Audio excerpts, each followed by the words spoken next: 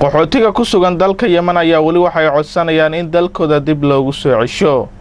warkan waxa Yemen nooga soo diray wariyaheena Maxamed Jeylaani. wafdi ka socda hay'adda qaxootiga iyo barakacayaasha qaranka ee Soomaaliyeed mudane Axmed Maxamed Jaale iyo safiirka Soomaaliya ee u fadhiya dalka Yemen mudane Cabdullaahi Xashuuri ayaa dhawaan soo gaareen dalkan Yemen. wafdigan ayaa booqashadiisa ay tahay sidii ay uga xalin lahaayeen dhibaatada kala kulmaan qaxootiga doonaya in wadankoodii dib ugu laabtaan. Axmed Jaale ayaa warbaahinta la hadlay oo inoo sheegay in ay wax walba oo xal ay u baahan tahay in ay kala hadlaan cidii ay qusaysaa. magacaygu waa Axmed Jaale ayaan ku magacdheerahay waxaan ahay isduwaha dib u celinta dadka Soomaaliyeed ee Yemen jooga ee raba inay dalkoodii dib ugu noqdaan.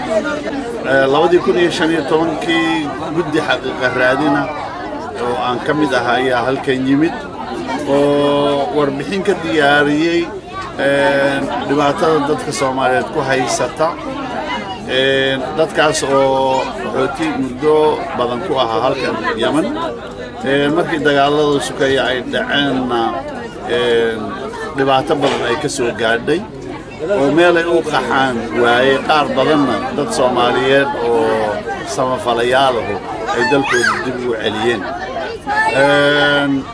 warbixin waafiya ayaan u gudbinay hay'adaha ay khusaysa dowladda Soomaalida iyo UNHCR iyo IOM ayaan dad aad u tiro badan aan dib ugu celinay dalkii Soomaaliyeed.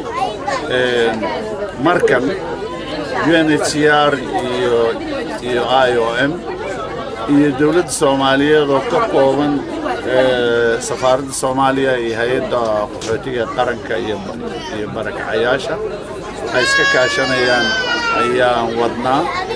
waxa weeyaan waa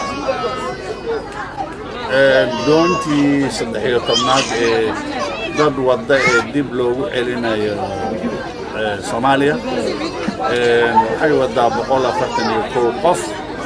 waan ku faraxsanahay inay saaran yihiin doon la isku halayn karo fiican.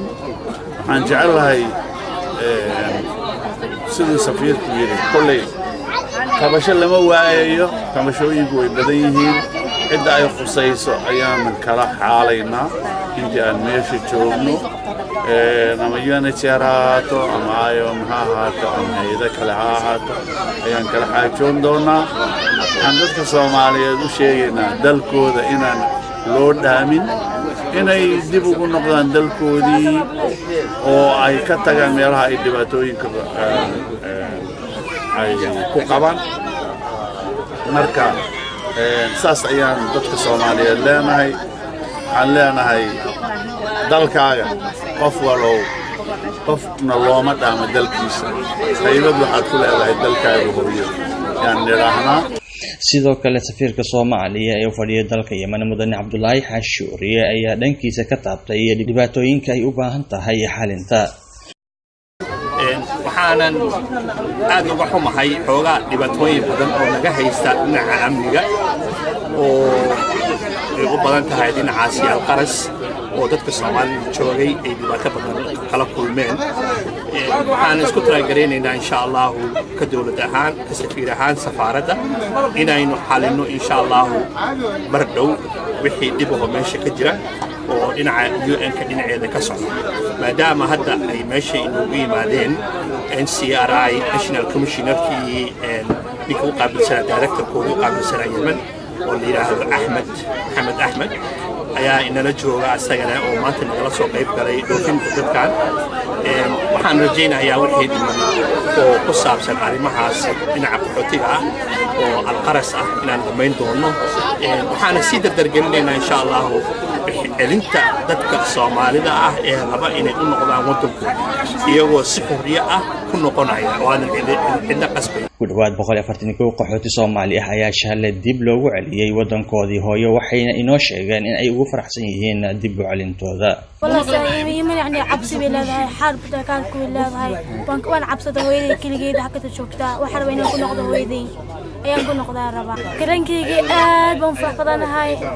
يا رب يعني أدم فرح بدنا يعني فرحة جديدة إحنا نسينا يا فرحة أنا فرح سنة بدنا يوم الحمد لله ربع قرن magaalada Sanca ayaan ku noolahay muddadaas dheer والله إن بدن أيام مارتي كحن بناي صنعاء وما دام لبدي كوفرتي وغوي أي كلا حنبيه ضد أو بدن أو أنا وكلا إمك أيا ولي صنعاء كحن من لكن أنا وحان مري بروسيس دير أيام مري إن العمادو عضن أو أنكسر روفو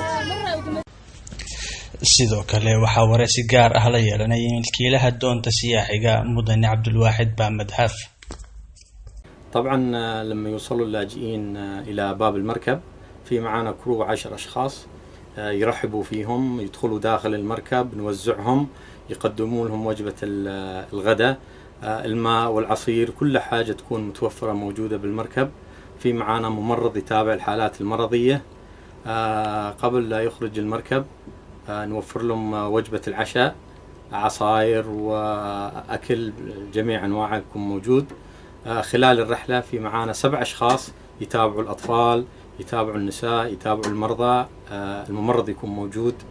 رحلتنا ما تستغرق كثير. maalintii ka dambeysay ayaa ka soo daraysa xaaladda qaxootiga ku nool dalka Yemen hase yeeshee Soomaalida ku nool dalka Yemen badankooda ayaa waxa ay doonayaan in ay wadankoodii dib ugu laabtaan.